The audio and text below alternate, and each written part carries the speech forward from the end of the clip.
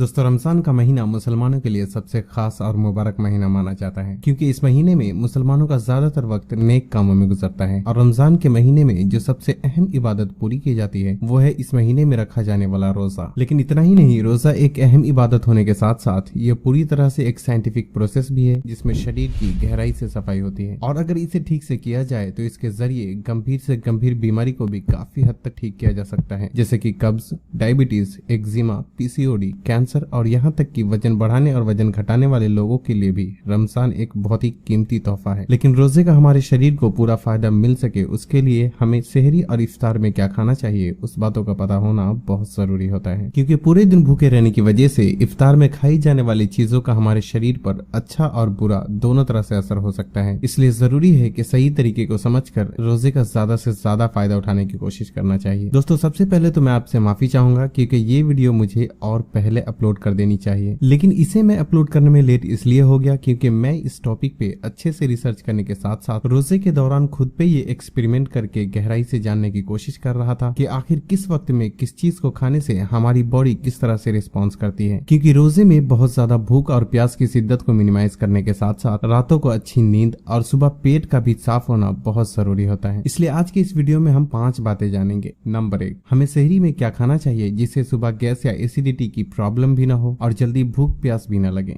Number 2, आखिर रोजे के दौरान हमारे शरीर में होता क्या है जिससे कि हमें इतना ज्यादा फायदा पहुंचता है, और रोजे में हमें किन किन बातों का ख्याल रखना चाहिए जिससे कि हमारा रोजा सही और आसान गुजरे। नंबर 3, जो लोग वजन बढ़ाने या घटाने के लिए एक्सरसाइज करते हैं उन्हें रमजान के महीने में किस वक्त में एक्सरसाइज करना चाहिए। नंबर 4, इफ्तार में क्या खाना चाहिए जिससे कि शरीर को रोजे का ज्यादा से ज्यादा फायदा मिल सके। और फाइनली नंबर 5, हमें रात का खाना तरावीह से पहले या तरावीह के बाद खाना चाहिए। शुरू करते हैं नंबर 1 से कि सहरी में हमें क्या खाना चाहिए जिससे कि हमारा रोजा आसानी से गुजरे। दोस्तों, सहरी और इफ्तार के बीच में लगभग 15 से 16 घंटे का गैप होता है, इसलिए जरूरी है कि हम सहरी में ऐसी चीजें खाएं जो कि पेट में धीरे धीरे डाइजेस्ट हो और गैस या एसिडिटी की प्रॉब्लम भी ना हो। सहरी में हमें क्या खाना चाहिए उससे पहले हमारे लिए ये जानना जरूरी है कि सहरी में हमें कौन सी चीज नहीं खानी चाहिए, और जो कि है व्हाइट राइस यानी सफेद चावल, क्योंकि व्हाइट राइस शरीर में जल्दी पच जाता है और इसमें सिंपल कार्बोहाइड्रेट होने की वजह से ये इंसुलिन लेवल को भी स्पाइक करता है, जिसकी हमें शहरी के वक्त में बिल्कुल भी जरूरत नहीं होती। इसलिए व्हाइट राइस की जगह ब्राउन राइस या फिर रोटी खाना ज्यादा बेहतर ऑप्शन हो सकता है, क्योंकि इसमें कार्बोहाइड्रेट होने के साथ साथ फाइबर भी होता है जो कि कॉम्प्लेक्स कार्बोहाइड्रेट प्रोवाइड करता है। इसलिए ये पेट में ज्यादा देर तक रुकता है, जिससे जल्दी भूख भी नहीं लगती। दोस्तों, आपको सहरी का टाइम खत्म होने से 1-1.5 घंटा पहले ही उठना चाहिए, और अगर आपको खाली पेट पानी पीने की आदत है तो आपको शुरुआत 1 गिलास सादे पानी से करना चाहिए। उसके बाद अगर आपको आम दिनों में ड्राई फ्रूट्स जैसे कि बादाम, अखरोट, किशमिश या फिर अंजीर जैसी चीजों का सेवन करने की आदत है तो आप उसे पानी पीने के बाद खा सकते हैं। ड्राई फ्रूट खाने के बाद कम से कम 15 मिनट इंतजार करें। उसके बाद नंबर आता है एक हेवी मील का, जो कि हमारे पेट में ज्यादा देर तक रहे और जल्दी भूख भी न लगे, जिसमें सबसे पहली चीज है रोटी या फिर ब्राउन राइस, जैसा कि हमने पहले ही जाना। और इसके साथ अगर हो सके तो नॉन वेज जैसे कि बीफ, मटन, चिकन या फिर अंडे जैसी चीजों का इस्तेमाल करना चाहिए, क्योंकि ये चीजें पेट में धीरे धीरे डाइजेस्ट होती है और जिसकी वजह से जल्दी भूख भी नहीं लगती। और अगर आपके पास अवेलेबल हो तो इसमें थोड़ा सा सलाद भी ऐड कर पाएं तो और भी अच्छी बात है। याद रखें कि अगर आप फैट लॉस की डाइट फॉलो कर रहे हैं तो बीफ ना के बराबर ही खाएं, क्योंकि इसमें फैट की बहुत ज्यादा मात्रा होती है, और इसलिए मटन या फिर चिकन पे ज्यादा फोकस करें। लेकिन कुछ लोग सहरी में दूध खाना ज्यादा पसंद करते हैं, और जो कि सही भी है, क्योंकि दूध में लगभग 80% केसीन नाम का प्रोटीन होता है जो कि धीरे धीरे शरीर को एनर्जी प्रोवाइड करता है। लेकिन अगर आप दूध का सेवन करना चाहते हैं तो कुछ बातों का ख्याल रखना बहुत जरूरी होता है, क्योंकि अगर आप नॉन वेज खाने के बाद या कोई खट्टी चीज जैसे कि एप्पल साइडर विनेगर या नींबू पानी पीने के बाद दूध का इस्तेमाल करना चाहते हैं तो आपको दूध और इन चीजों के खाने के बीच कम से कम आधे घंटे का गैप जरूर रखना चाहिए, क्योंकि नॉन वेज और खट्टी चीजों के साथ दूध का मेल नहीं बनता। इसलिए इसके साथ में खाने से रोजे के दौरान अपचन, खट्टी डकारें और सीने में जलन जैसी प्रॉब्लम फेस करना पड़ सकता है। अगर आप सहरी में लेट उठते हैं तो बेहतर है कि नॉन वेज और दूध में किसी एक चीज का ही सेवन करें, लेकिन उस सिचुएशन में दूध के साथ रोटी का इस्तेमाल किया जा सकता है। और हो सके तो दूध को मीठा करने के लिए चीनी की जगह गुड़ मिलाएं, क्योंकि ये चीनी से ज्यादा हेल्दी होता है और तुरंत ब्लड शुगर को भी इंक्रीज नहीं करता। खाना खत्म होने के बाद थोड़ा पानी पिए और बाकी 1 से 2 गिलास पानी सहरी के आखिर वक्त में पीकर अपनी सहरी को कंप्लीट करें, क्योंकि खाने के तुरंत बाद ज्यादा मात्रा में पानी पीने से भी डाइजेशन की प्रॉब्लम हो सकती है। इसके अलावा सहरी के दौरान एक और बातों का ख्याल रखें कि बहुत ज्यादा नमकीन या तीखी चीजें जैसे कि मिक्सचर, अचार या पैकेट में मिलने वाले चिप्स कम मात्रा में ही सेवन करें, क्योंकि ये चीजें बॉडी से पानी को सोखने का काम करती है, जिससे रोजे के दौरान जल्दी प्यास लग सकती है। और सबसे जरूरी, जहाँ तक रोजे की हालत में हो सके, सनलाइट यानी धूप से दूर ही रहें, क्योंकि धूप में बिताया कुछ ही घंटा आपकी प्यास को कई गुना बढ़ा सकता है। लेकिन इसका मतलब ये बिल्कुल भी नहीं है कि आप धूप में जा ही नहीं सकते। 10 से 15 मिनट धूप में बिताने से कोई प्रॉब्लम नहीं है, लेकिन घंटों धूप में बिताने से जरूर बचें। नंबर 2, सेहरी खत्म होने के बाद हमारा रोजा शुरू होता है, इसलिए हमारे लिए ये भी जानना जरूरी है कि जब हम भूखे प्यासे रोजे की हालत में होते हैं तो उस दौरान हमारे शरीर में आखिर होता क्या है और हमें रोजे के दौरान किन किन बातों का ख्याल रखना चाहिए। दोस्तों, हमें पता नहीं होता, लेकिन सबसे बड़ा डॉक्टर ऊपर वाले ने हमारे शरीर के अंदर ही डालकर हमें दुनिया में पैदा किया है, जो कि है हमारे बॉडी का डिफेंस सिस्टम। शायद आपने नोटिस किया होगा कि चाहे हमारे शरीर के किसी हिस्से पर कट लग जाए या फिर हमें सर्दी जुकाम हो जाए, 2 से 3 दिन में वो खुद ही ठीक हो जाता है, क्योंकि हमारे शरीर का डिफेंस सिस्टम बैक्टीरिया से लड़कर उसे नष्ट कर देता है और हमारा शरीर खुद को हील करके पहले जैसी पोजीशन पे आ जाता है। लेकिन आम दिनों में जब हम खाते हैं तो हमें थोड़ा भी ख्याल नहीं रहता और जाने अनजाने में सिर्फ टेस्ट के लिए हम ऐसी चीजें इतनी ज्यादा मात्रा में खा लेते हैं जो कि हमारे शरीर के लिए सुटेबल ही नहीं रहता, और एक वक्त का खाना हमारे पेट में ठीक से पचता भी नहीं कि हम दूसरे वक्त का खाना शरीर के अंदर डाल देते हैं, जिसकी वजह से हमारे शरीर को अपनी सफाई करने के लिए बिल्कुल भी मौका मिल ही नहीं पाता, और जिससे हमारे शरीर का डिफेंस सिस्टम धीरे धीरे कमजोर होने लगता है और सारे जहरीले पदार्थ हमारे लीवर,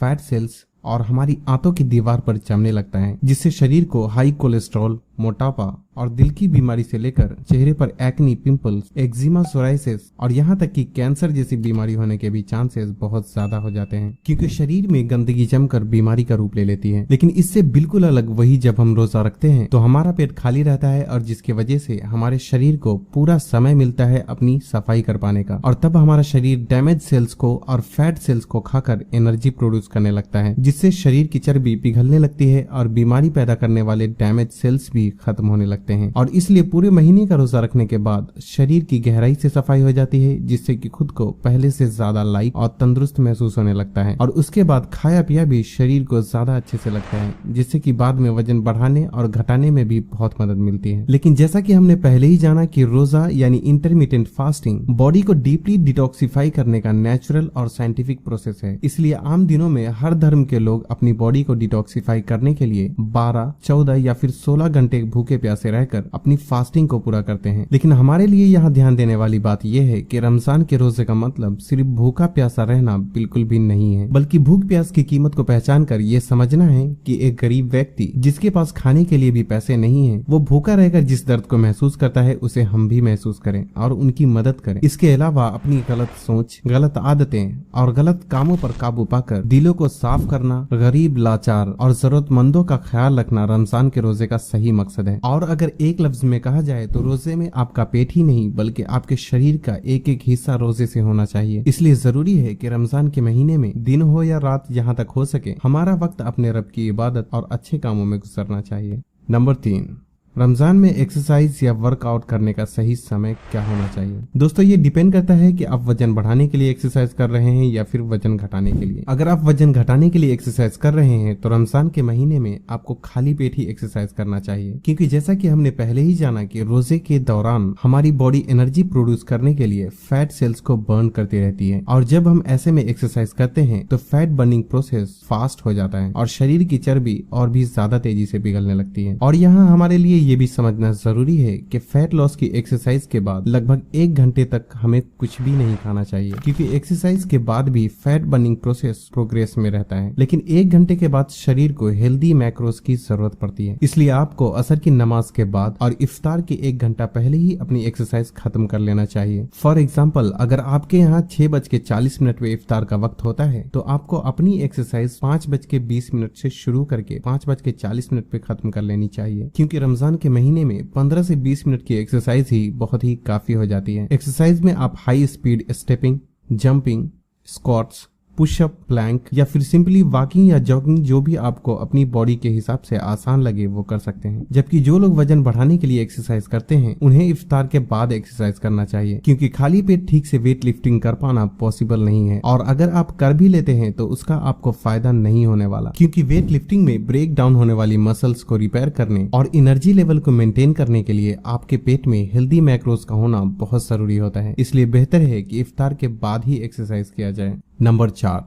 हमारा इफ्तार कैसा होना चाहिए, यानी इफ्तार में हमें क्या खाना चाहिए और क्या नहीं खाना चाहिए। दोस्तों, शायद आपको मेरी बात थोड़ी बुरी लगे, लेकिन अगर आपको सेहत का कोई फिक्र नहीं है और आप सिर्फ टेस्ट के लिए खाना चाहते हैं तो आप जो चाहें जैसे चाहे खा सकते हैं। लेकिन अच्छी सेहत के लिए खासकर इफ्तार के समय खाने और पीने में एहतियात बरतना बहुत जरूरी होता है। इसलिए इफ्तार की शुरुआत आपको ऐसी चीजों से करना चाहिए जिसमें हाई अमाउंट में नेचुरल कॉम्प्लेक्स कार्बोहाइड्रेट हो, क्योंकि natural complex carbohydrate energy boost करने में बहुत मदद करता है। और इसके लिए खजूर से बेहतर और कुछ भी नहीं, क्योंकि खजूर में नेचुरल शुगर होने के साथ साथ पोटेशियम की भी अच्छी खासी मात्रा होती है। इसलिए 2 से 3 खजूर खाकर प्यास के हिसाब से आपको पानी पीना चाहिए। लेकिन यहाँ एक बात का ख्याल रखना जरूरी है कि गर्मी का मौसम होने की वजह से ठंडा पानी पे लोग ज्यादा फोकस करते हैं, जो कि सही भी है। लेकिन एक बात का ख्याल रखें कि फ्रिज का ठंडा पानी पीने के बजाय मटके के पानी का इस्तेमाल करें, क्योंकि मटके का पानी ठंडा होने के साथ साथ बॉडी के पीएच लेवल को भी बैलेंस रखता है, जबकि फ्रिज का पानी हद से ज्यादा ठंडा होने की वजह से खाई गई चीजों को ज्यादा सख्त बना देता है, जिससे कि गैस और कब्ज की समस्या शुरू हो सकती है। और हो सके तो खासकर इफ्तार के वक्त में नेचुरल चीजें जैसे कि सेब, अंगूर, ऑरेंज, केला, खीरा, तरबूज और गाजर जैसी चीजों का ज्यादा से ज्यादा सेवन करना चाहिए, क्योंकि फल और कच्ची सब्जियों का फायदा जितना खाली पेट होता है उतना दूसरे किसी वक्त में भी नहीं होता। और साथ ही साथ अगर हो सके तो मैदे से बनी चीजें और तली हुई चीजों से परहेज ही करना चाहिए, खासकर अगर आप फैट लॉस की डाइट फॉलो कर रहे हैं, क्योंकि ये चीजें पचने में तो मुश्किल होती ही है, लेकिन इसको ज्यादा तेल में पकाने की वजह से इसमें कैलोरीज की मात्रा भी बहुत ज्यादा हो जाती है। एक लफ्ज में कहा जाए तो अगर आप 40 से 45 मिनट वॉकिंग जैसा एक्सरसाइज करते हैं और उसके बाद सिर्फ एक समोसा खा लेते हैं तो ये बिल्कुल ऐसा हो जाता है कि जैसे आपने एक्सरसाइज किया ही नहीं, क्योंकि 40 से 45 मिनट की वॉकिंग एक्सरसाइज में आप जितनी कैलोरीज बर्न करते हैं उतना सिर्फ एक समोसे से रिकवर हो जाता है। और साथ ही साथ चीनी से बनी चीजों से भी परहेज करना बहुत जरूरी होता है, जैसे कि मिठाई और कोल्ड ड्रिंक वगैरह, क्योंकि ये चीजें शरीर में जल्दी चर्बी को बढ़ाने का काम करती है। हालांकि आप चाहे तो किसी भी चीज को मीठा बनाने के लिए चीनी की जगह गुड़ का इस्तेमाल कर सकते हैं। फाइनली ये ख्याल रखें कि इफ्तार नंबर 1 जिसे कि आप रोजा खोलते हैं वो थोड़ा हल्का ही करें और उसके बाद मगरिब की नमाज के लिए जाएं। मगरिब की नमाज के बाद नंबर आता है इफ्तार नंबर 2 का, जो कि आपका डिनर भी है। दोस्तों, रमजान में खासकर आपका डिनर बहुत ही बैलेंस्ड होना चाहिए, ताकि आपको कब्ज की प्रॉब्लम भी ना हो और रातों को नींद भी अच्छी आए। जिसके लिए आपको ऐसी चीजें बिल्कुल भी नहीं खाना चाहिए जो कि बहुत धीरे धीरे पचती हो, जैसे कि बीफ, मटन और मैदे से बनी चीजें, क्योंकि ये चीजें पचने में ज्यादा समय लेती है, जिसकी वजह से आपको नींद में प्रॉब्लम होने के साथ साथ सहरी में खाने की ख्वाहिश भी खत्म हो सकती है। इसलिए अगर आपको बीफ या फिर मटन का इस्तेमाल करना ही है तो आप इसे सहरी में इस्तेमाल करें। इसलिए आपका डिनर ऐसा होना चाहिए जो कि आसानी से पचे और नींद में भी कोई खलन ना पहुंचे, जिसके लिए रोटी या फिर ब्राउन राइस के साथ सब्जी और सलाद का होना बेहद जरूरी है, क्योंकि सब्जी के न होने से शरीर में फाइबर की कमी हो जाएगी और जिसकी वजह से कब्ज की प्रॉब्लम होने के चांसेस बहुत ज्यादा हो जाते हैं। अगर आप चाहें तो थोड़ी मात्रा में अंडे या फिर चिकन को ऐड किया जा सकता है। और एक बात का और ख्याल रखें कि डिनर में आप इतना ज्यादा भी ना खा लें कि सहरी में खाने का ख्वाहिश ही ना हो। नंबर 5 इफ्तार नंबर 2, यानी कि हमारा रात का खाना तरावीह से पहले होना चाहिए या फिर तरावीह के बाद। दोस्तों, एक्चुअली ये मेरे लिए भी कंफ्यूजन वाली बात थी, लेकिन जब मैंने खुद पे इसको ट्राई करके देखा तो मैंने पाया कि अगर आप तरावीह से पहले खाना खाते हैं तो तरावीह के दरमियान तो थोड़ा अनकंफर्टेबल महसूस होता है, लेकिन सोने के बाद नींद अच्छी आती है, क्योंकि तरावीह पढ़ते हुए पेट में आधे से ज्यादा खाना पच चुका होता है। लेकिन तरावीह के बाद खाना खाने से तरावीह अदा करने में ज्यादा आसानी होती है और तब तरावीह के बाद खाना खाकर तुरंत सोने से नींद में थोड़ी सी खलल पैदा होती है। इसलिए जरूरी है कि अगर आप तरावीह के बाद खाते हैं तो सोने के लिए कम से कम आधे से 1 घंटे का गैप जरूर रखें। और अगर आप मसल बिल्डिंग के लिए एक्सरसाइज करते हैं तो मगरिब के बाद जिम जाएं और जिम से आने के बाद अपना पोस्ट वर्कआउट मील कंज्यूम करके ईशा की नमाज और तरावीह के लिए जाएं और वहां से आने के बाद रात का खाना कंज्यूम करें। जिम करने वाले लोगों के लिए ये भी ध्यान देना जरूरी है कि ये रमजान का महीना है, इसलिए इस महीने में मसल बिल्डिंग पे कम और शरीर की सफाई पे ज्यादा ध्यान ध्यान देना चाहिए, क्योंकि मसल बिल्डिंग तो आप बाकी के 11 महीने में भी कर सकते हैं, लेकिन शरीर की सफाई दूसरे महीने में कर पाना बिल्कुल भी पॉसिबल नहीं है। और अगर आप रमजान में वजन बढ़ाने के लिए ज्यादा खाना शुरू करते हैं तो शरीर की सफाई का काम आपका अधूरा ही रह जाता है। इसलिए जरूरी है कि रमजान में मसल बिल्ड करने के बजाय मसल को प्रिजर्व करने की कोशिश करें और जहां तक हो सके बॉडी को डिटॉक्सिफाई